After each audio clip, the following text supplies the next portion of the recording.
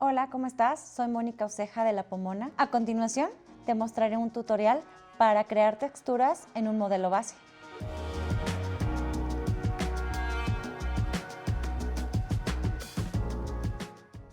Aquí tengo algunas medusas ya vaciadas para poder hacer estos ejercicios.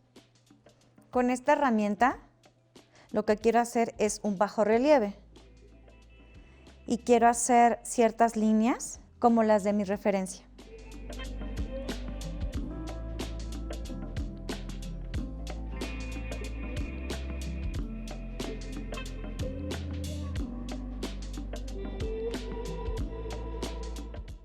Con ayuda de una esponjita, quito todos los excesos de pasta que hayan quedado en el borde.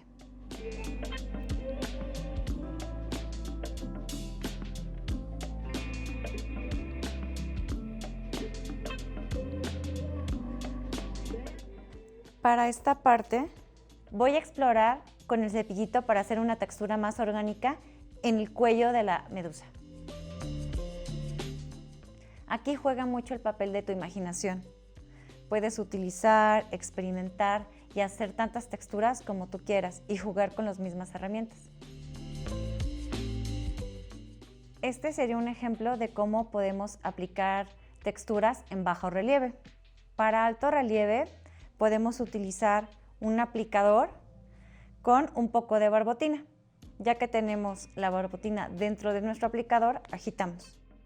Y lo que quiero hacer es este puntillismo que a la hora de hornearse va a tener cierta textura al tacto, muy superficial.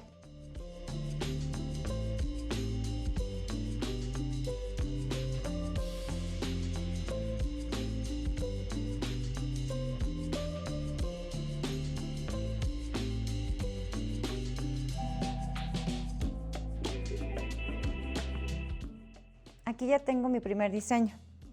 La textura de la barbotina queda un poco puntiaguda. Si quiero que no quede tan picuda, lo que puedo hacer es esperar a que seque y con una esponjita apenas y tocarlas para darles un terminado más redondo. Espero que te hayan sido de mucha utilidad estos consejos y que puedas personalizar los hogares para tus plantas.